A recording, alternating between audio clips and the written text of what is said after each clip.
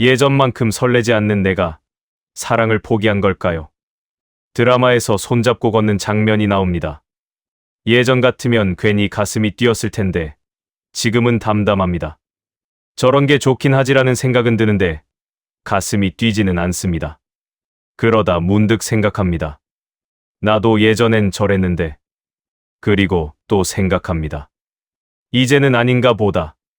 누군가를 만나고 싶다가도 막상 혼자가 더 편해지는 마음. 이런 거 느껴보신 적 있으십니까? 가끔은 외롭습니다. 누군가와 밥 먹고 이야기 나누고 함께 시간을 보내면 좋겠다는 생각이 듭니다. 그런데 막상 그런 상황을 상상하면 귀찮겠다는 생각이 먼저 듭니다. 맞춰야 하고 신경 써야 하고 에너지가 들어갑니다. 그냥 혼자 있는 게 편합니다. 이게 이상한 걸까요? 사랑이라는 감정이 예전 같지 않습니다. 젊었을 때는 누군가를 좋아하면 온종일 그 생각만 했습니다. 밤새 잠이 안 오기도 했고 전화벨 소리에 가슴이 뛰기도 했습니다. 그런데 이제는 그런 게 없습니다. 누군가를 만나도 담담합니다. 좋으면 좋은 대로, 아니면 아닌 대로. 큰 감정의 파도가 없습니다. 그래서 생각합니다. 내가 사랑을 못하게 된 건가? 감정이 메말라 버린 건가? 나이 들어서 이제 그런 건가? 잠시 이 마음을 떠올려 보셔도 좋겠습니다. 오늘은 이 이야기를 해보려고 합니다. 60의 사랑은 왜 조용해졌을까? 왜 예전처럼 요란하지 않을까? 이것이 사랑이 사라진 것인지 아니면 다른 무엇인지. 저는 오늘 사랑을 다시 하세요라는 말은 하지 않을 겁니다. 설레는 사람을 찾으세요라는 말도 하지 않을 겁니다. 그런 말이 도움이 되지 않는다는 것을 아시는 분들이십니다.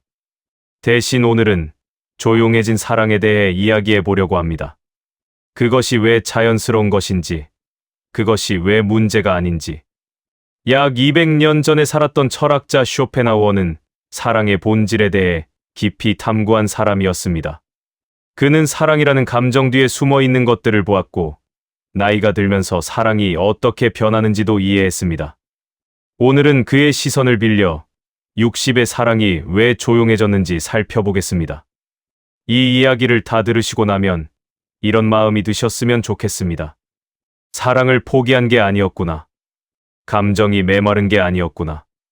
이것도 사랑의 한 형태구나. 그럼 천천히 시작해 보겠습니다. 먼저 젊을 때의 사랑을 떠올려 보겠습니다. 젊을 때의 사랑은 시끄러웠습니다. 가슴이 뛰었습니다. 누군가를 좋아하면 심장이 콩닥콩닥 뛰었습니다. 그 사람을 보기만 해도, 그 사람 이름만 들어도 가슴이 뛰었습니다. 이성적인 판단이 안 됐습니다. 그냥 좋았습니다. 온종일 그 생각만 했습니다. 아침에 눈을 뜨면 그 사람 생각, 밥 먹다가도 그 사람 생각, 일하다가도 그 사람 생각. 머릿속이 온통 그 사람으로 가득 찼습니다.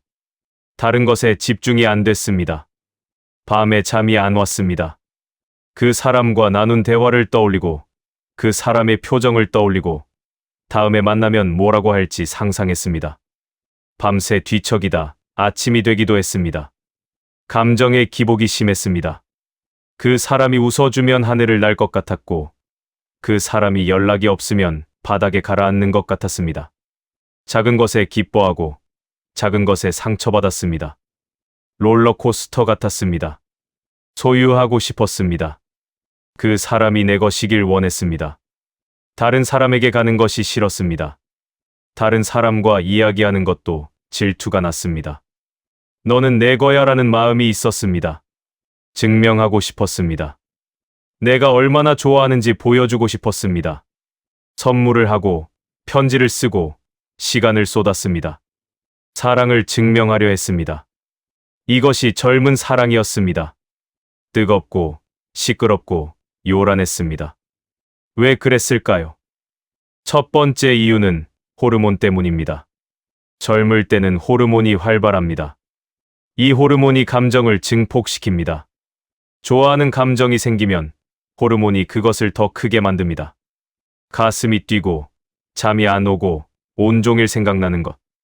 이런 것들이 호르몬의 작용입니다. 나이가 들면 호르몬이 줄어듭니다. 그래서 같은 감정이 생겨도 예전만큼 증폭되지 않습니다. 담담해집니다. 두 번째 이유는 경험이 없었기 때문입니다. 젊을 때는 사랑이 처음이거나 몇 번 안 됩니다. 그래서 모든 것이 새롭습니다. 설렘도 크고 기대도 큽니다. 이 사람이 내 인생의 전부가 될 수도 있어라는 생각을 합니다. 하지만 경험이 쌓이면 달라집니다. 사랑이 어떻게 시작되고 어떻게 변하고 어떻게 끝나는지 알게 됩니다. 환상이 줄어듭니다. 현실적으로 보게 됩니다. 세 번째 이유는 잃을 것이 적었기 때문입니다. 젊을 때는 잃을 것이 별로 없습니다. 삶이 아직 만들어지는 중입니다. 그래서 사랑에 올인할 수 있습니다. 실패해도 다시 시작하면 됩니다. 시간이 많습니다. 하지만 나이가 들면 잃을 것이 많아집니다. 안정된 삶, 만들어진 패턴, 쌓아온 것들. 이것들을 잃고 싶지 않습니다. 그래서 조심스러워집니다. 네 번째 이유는 에너지가 넘쳤기 때문입니다. 젊을 때는 에너지가 많습니다.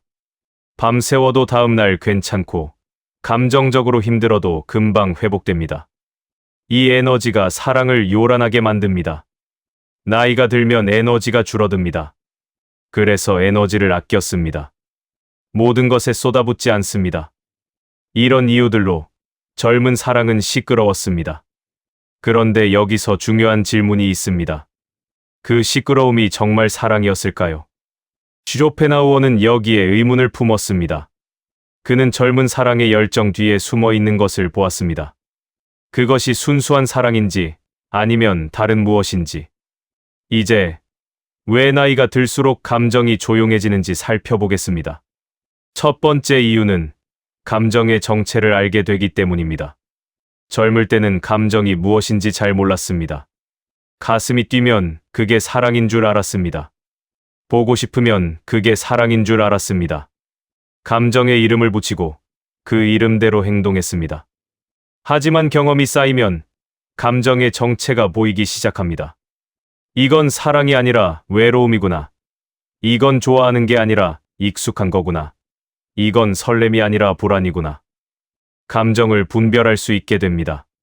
감정의 정체를 알면 그 감정에 끌려다니지 않습니다. 감정이 생겨도 아, 이런 감정이구나 하고 바라볼 수 있습니다. 그래서 조용해집니다. 두 번째 이유는 감정의 패턴을 알기 때문입니다.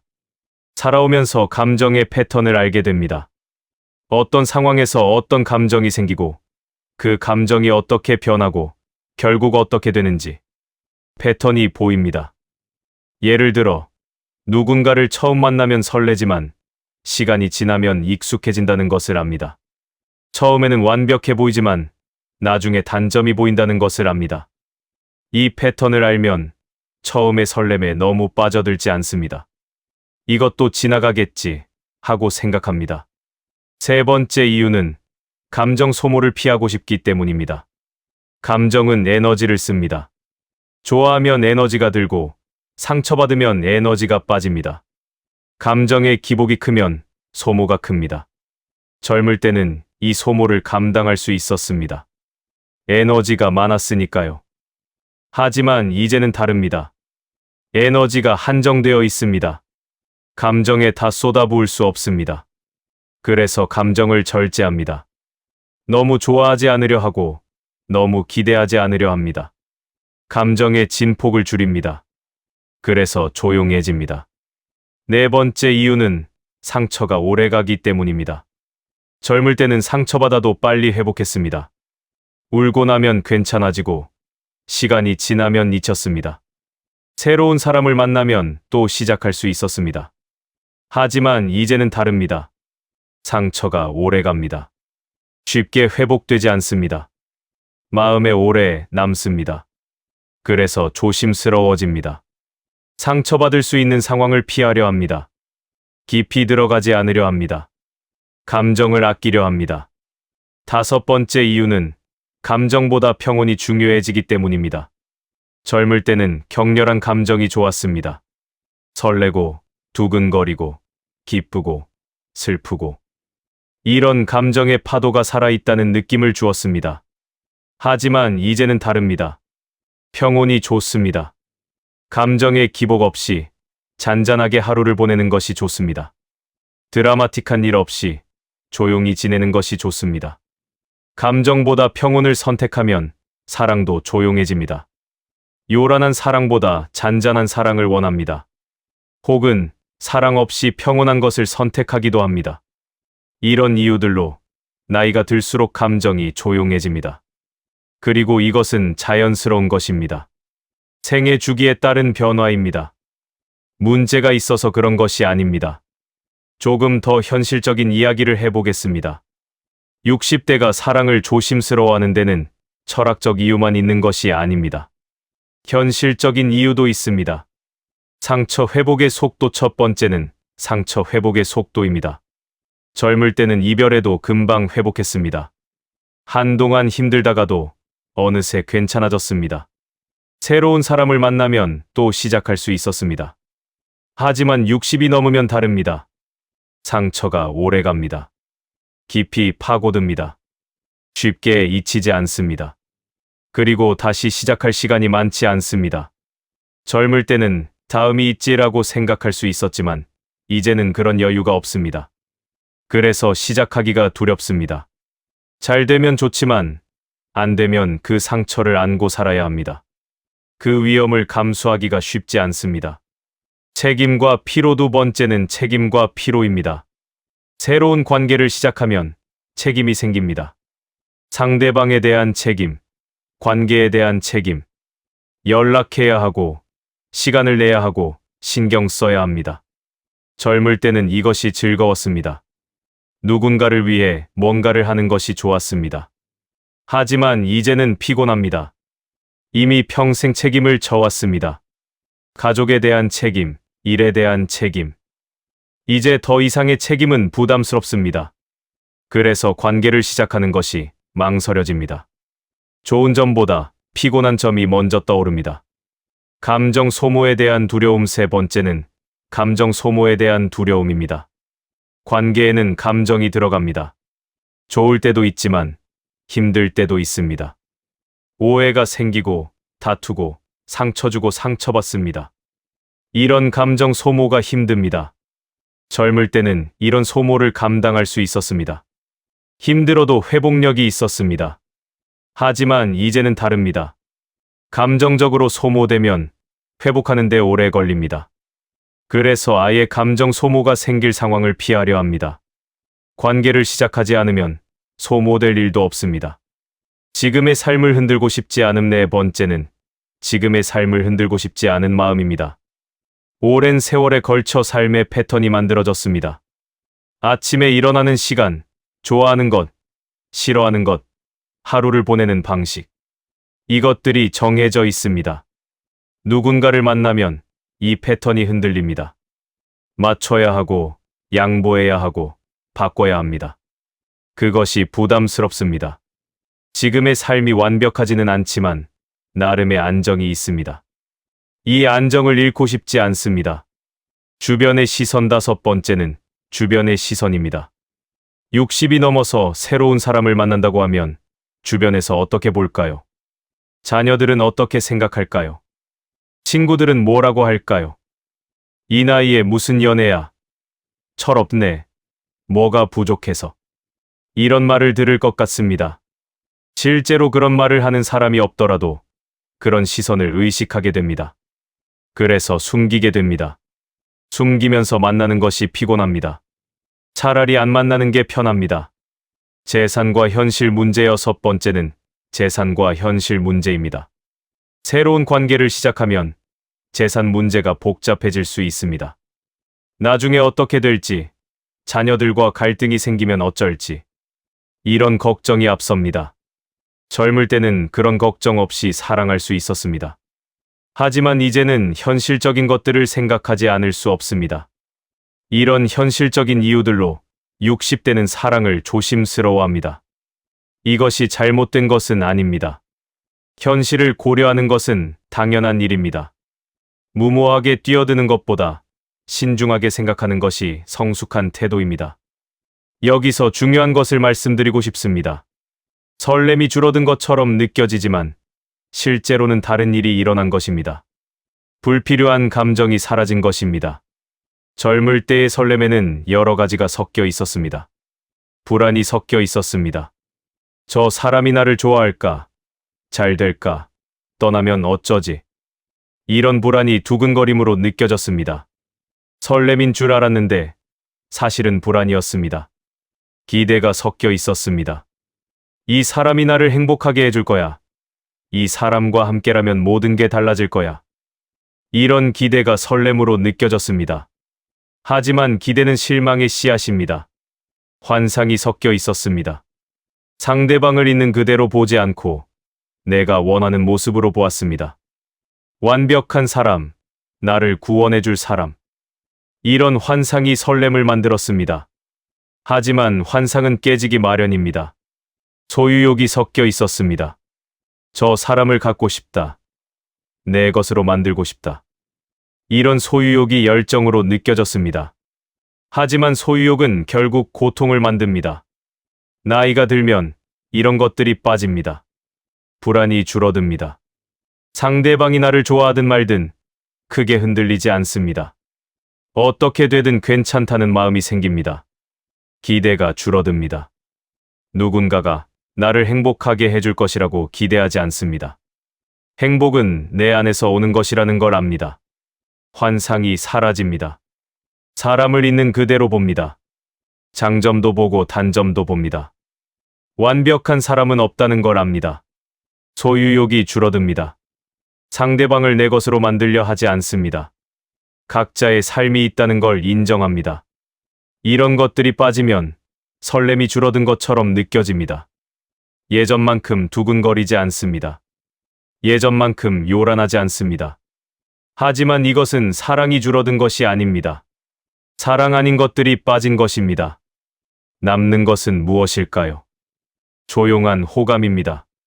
시끄럽지 않지만 따뜻합니다. 상대방이 좋습니다. 함께 있으면 편안합니다. 그것으로 충분합니다. 존중입니다. 상대방을 한 사람의 인격으로 존중합니다. 내 욕망의 대상으로 보지 않습니다. 있는 그대로 받아들입니다. 배려입니다. 상대방이 행복하기를 바랍니다. 내가 행복하기 위해서가 아니라 상대방 자체의 행복을 바랍니다. 감사입니다. 함께 있는 것에 감사합니다. 당연하게 여기지 않습니다. 이것이 60의 사랑입니다. 불필요한 것이 빠지고 본질만 남은 사랑입니다. 쇼펜하우어라면 이것을 정제된 사랑이라고 불렀을 것입니다. 이제 사랑이 어떻게 변하는지 그 과정을 살펴보겠습니다. 젊을 때의 사랑은 소유였습니다. 상대방을 갖고 싶었습니다. 내 것으로 만들고 싶었습니다. 항상 함께 있고 싶었습니다. 떨어져 있으면 불안했습니다. 너는 내 거야. 나 없이는 안 돼. 항상 내 곁에 있어. 이런 말들이 사랑의 표현이었습니다. 하지만 소유하려 할수록 상대방은 멀어집니다. 숨이 막힙니다. 자유가 없어집니다. 결국 떠나고 싶어집니다. 소유의 사랑은 결국 깨집니다. 상대방이 떠나거나 관계가 피폐해지거나 어느 쪽이든 고통이 됩니다. 이런 경험이 쌓이면 배우게 됩니다. 소유하려 하면 안 된다는 것을, 붙잡으려 하면 멀어진다는 것을, 상대방의 자유를 인정해야 한다는 것을. 그래서 사랑이 거리로 바뀝니다. 거리를 두는 사랑. 이것은 차가운 것이 아닙니다. 상대방을 존중하는 것입니다. 거리를 두는 사랑은 어떤 모습일까요? 항상 붙어 있지 않습니다. 각자의 시간이 있고 각자의 공간이 있습니다. 만나면 좋고 만나지 않아도 괜찮습니다. 매일 연락하지 않습니다. 연락이 없어도 불안하지 않습니다. 각자의 삶이 있다는 걸 압니다. 상대방을 바꾸려 하지 않습니다. 있는 그대로 받아들입니다. 마음에 안 드는 점이 있어도 그것도 그 사람의 일부라고 인정합니다. 떠나도 원망하지 않습니다. 함께 있는 동안 감사하고 떠나면 보내줍니다. 붙잡으려 하지 않습니다. 이것이 거리를 두는 사랑입니다. 젊은 사람에게 이런 사랑은 차갑게 느껴질 수 있습니다. 그게 무슨 사랑이야? 정이 없네. 이렇게 생각할 수 있습니다. 하지만 나이가 들면 알게 됩니다. 이것이 더 성숙한 사랑이라는 것을, 더 오래가는 사랑이라는 것을, 서로를 덜 상처 입히는 사랑이라는 것을. 쇼펜하우어라면 이렇게 말했을 것입니다. 소유하려 할수록 고통이 커진다. 놓아줄수록 자유로워진다. 진정한 사랑은 상대방의 자유를 존중하는 것이다. 60의 사랑은 이것을 압니다. 경험으로 배웠습니다. 그래서 거리를 둡니다. 그것이 서로를 위한 일이라는 걸 아니까요. 여기서 중요한 말씀을 드리고 싶습니다. 60의 사랑이 조용해진 것은 사랑을 안 하는 게 아닙니다. 덜 아프게 사랑하는 법을 알게 된 것입니다. 젊을 때는 사랑하면 아팠습니다. 좋아하면 아프고, 이별하면 아프고, 기대하면 아프고, 실망하면 아팠습니다. 사랑과 고통은 함께였습니다. 그래서 사랑은 아름답지만 힘든 것이라고 생각했습니다. 사랑하려면 고통을 감수해야 한다고 생각했습니다. 하지만 나이가 들면 다르게 사랑할 수 있다는 걸 알게 됩니다. 기대하지 않으면 실망하지 않습니다. 상대방에게 많은 것을 기대하지 않으면 실망할 일도 없습니다. 해주면 감사하고 안 해줘도 원망하지 않습니다. 소유하지 않으면 잃을 것도 없습니다. 상대방을 내 것이라고 생각하지 않으면 떠나도 빼앗긴 느낌이 들지 않습니다. 함께 있는 동안 좋았던 것으로 충분합니다. 증명하지 않으면 지치지 않습니다. 사랑을 보여주려 애쓰지 않으면 에너지가 소모되지 않습니다. 그냥 있는 그대로 있으면 됩니다. 이것이 덜 아프게 사랑하는 법입니다. 사랑의 양이 줄어든 것이 아닙니다. 사랑의 방식이 바뀐 것입니다. 아프지 않게, 지치지 않게, 오래 갈 수 있게. 이것을 알게 되기까지 오랜 시간이 걸렸습니다. 많은 상처를 통해 배웠습니다. 많은 실수를 통해 깨달았습니다. 60의 사랑이 조용한 것은 이 모든 경험이 쌓인 결과입니다. 삶이 가르쳐준 지혜입니다. 그래서 60의 사랑은 존중받아야 합니다.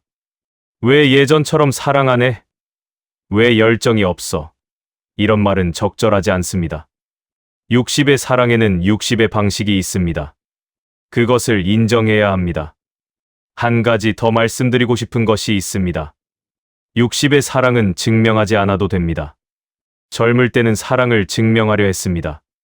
선물을 하고, 편지를 쓰고, 시간을 쏟고, 내가 얼마나 사랑하는지 보여주려 했습니다.